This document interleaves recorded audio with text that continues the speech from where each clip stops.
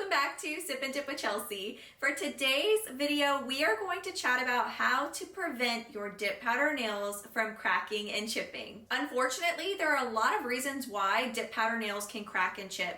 For example, your nail length, so if you have really long nails, your lifestyle, maybe you're a nurse or a hairstylist or just really hard on your hands, or even your nail shape. So square nails, coffin nails, anything like that are a lot more prone to cracking and chipping than round or oval shapes. So before we can prevent this or fix this issue, we need to understand what has cracked and chipped. Is it the top coat or is it the dip powder? All you have to do at that point is to file it down. If you file it down and you no longer see that there's a crack in the dip powder, then that means it's your top coat that was compromised. However, if you do file it down and it's very obvious that the crack has gone all the way through your dip powder layers, then yes, it is your dip powder. In my opinion, the majority of the time, cracking and chipping can occur due to not having enough strength, also known as layers. So I'm going to teach you how we can get that strength where we need it at our free edge and on the center of our nails. So we're going to get that beautiful apex going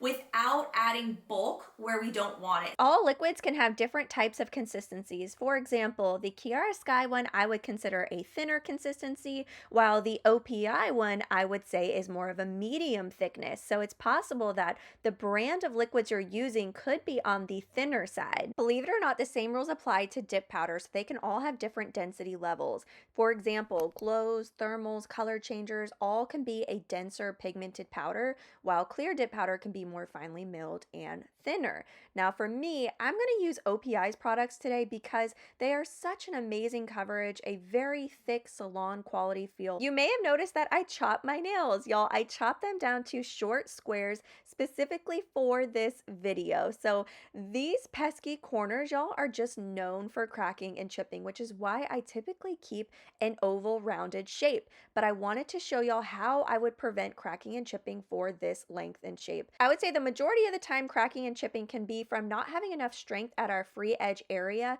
So we're going to build up strength right here on the center of our nails. So we're going to build up an apex to support our lifestyle. Now, another reason you may want an apex, if you notice, look at how flat my thumbnail is. So if you have flatter nails, what I'm going to show you in this video is really going to help you with that as well. I'm going to start by building up my apex with clear dip powder. I did have some of y'all tell me that when you were building your apex with only color dip powder, you noticed that at the free edge it was darker than at your cuticle area because you had more layers down there. So I want to show you how to fix that, and we're going to start by doing clear dip powder first. It's very important we remove all of the excess product on our brush. We only need a teensy tiny bit for this first part. You're going to do a thin stripe right here on the center of your nail, teeny tiny, then dipping into the clear dip powder. Here's how much I have on there. It's just a very small stripe down the center. Then we repeat these steps for each of the nails, just doing a small stripe down the center to build up that arch or an apex on our natural nail. Now that I'm done with each of them and they're dry, we're going to dust it all off. For layer number 2, it's going to go just a tiny bit further on the sides and a tiny bit further back towards our cuticle area, so only a little bit wider for layer number 2. Don't forget to remove the excess product on your base liquid brush. So like I said, for second layer, we're going to go just a tiny bit further back and a little bit more on the sides. We do not want too much bulk up around our sidewalls and cuticle area. Then we're going to dip into the clear dip powder. This is going to help give us that arch, but still keep the strength at the free edge where we need it. Repeat these steps for each of the nails, doing just a little bit wider for that second layer and dip into the clear dip powder. Once I'm done with each of the nails, then I'm going to dust it off, and that is going to be it for building up our clear apex. So all of this is going to vary for every single person. If you don't need this much strength, you do not have to do this. However, if you're experiencing cracking and chipping, it may be a good idea to add a few layers of clear underneath your color dip powder. I'll be using Cajun shrimp today. The first thing we got to do is give it a good stir. So this is going to help the pigment be nice and consistent throughout. I'm going to start my brush where my last layer was and then guide that liquid back. This is going to give me control over the liquid placement. We're going to pull the excess liquid down and get it all the way over to those sidewalls and really get those corner areas. Then I'm going to pour the powder over top because this can help reduce staining with those more darker pigmented shades. Then I'm going to tap off the excess, and here is layer number one for our color. We're going to repeat these steps doing a full layer across the entire nail on each of the nails, really focusing on getting that liquid to those corners and our sidewall areas. Then pour the powder over or dip in if you would like and tap off the excess.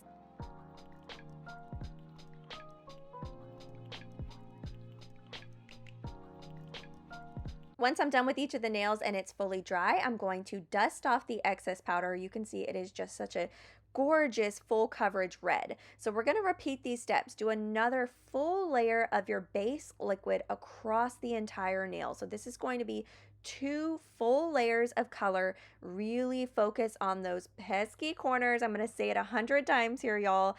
Now I'm going to use my precision tool and clean up around my cuticle area for anything that might be on my skin.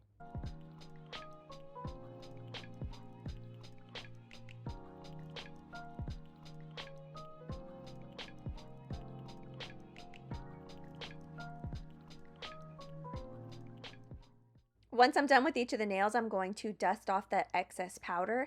Here's how we're looking. It's just stunning. Now we need to clear encapsulate. So this is going to be another full layer. So 3 full layers total with those 2 base layers of clear underneath. Those layers of clear underneath are what is going to give us that arch and extra support that we need for this nail length, shape, and lifestyle to prevent cracking and chipping. This layer of clear on top now is going to help smooth everything out. It's going to give us a layer of protection when we go to file and shape so that we don't have any lumps or bumps and we can't see any indents of where all of our previous layers were. Once I'm done and they're fully dry, we're going to dust off the excess, and now it's time to activate. So I left this in real time, you guys, so you can see just how much I am putting on my nail. It is very important to apply a very generous layer of activator, capping off that free edge.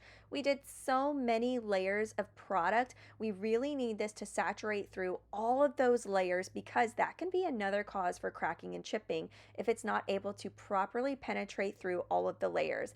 Then let this dry for 2 minutes before we file and shape. Now with the 180 grit side of my file, I'm going to start by going around my free edge shape first, get those sidewalls back into shape really quick. It's a really fast process, and now here's the important part. We gotta fix this, okay? I know, trust the process. It's gonna look beautiful, y'all. So we're gonna blend down these sidewalls first. You can see exactly where my file is etching. I am not cutting into my skin. I'm pulling my skin back here on my sidewalls. Then I'm gonna go around my cuticle area next. I am not digging my file down. I'm going to angle it so it's only filing on the nail enhancement. So I go very slowly all around my cuticle area. I go back once more over. Then I'm going to go over here to my sidewall. Next, we need to go across the entire top surface. So this is going to blend down any lumps, any bumps, any ridges from the differences in layers. This is really going to help. We're not really cutting down bulk. We're just smoothing everything out so we have a beautiful apex. Now with my buffing block, then I'm going to go across again, starting at my sidewalls, going all around my cuticle area again. This is really that final touch that will smooth it, perfect it, make sure I have nothing left, and it will be a very even surface. I follow those same steps for each of my nails. Here's how we're looking. You can see I still have the strength where I need it. It's not too bulky at my cuticle area or my sidewalls, but we're definitely not going to have any cracking or chipping with these ones. Now it's time for our second layer of activator. So another generous layer of activator, capping off that free edge, and then wait 2 minutes for this to dry. Then after 2 minutes have passed, I like to use a dry lint-free wipe. You can also use a dry napkin as well, and rub it across the entire top surface of the nail to remove any leftover activator residue before we go in for top coat. You can also use a different brand of dip powder top coat. You can totally mix and match whatever you would like.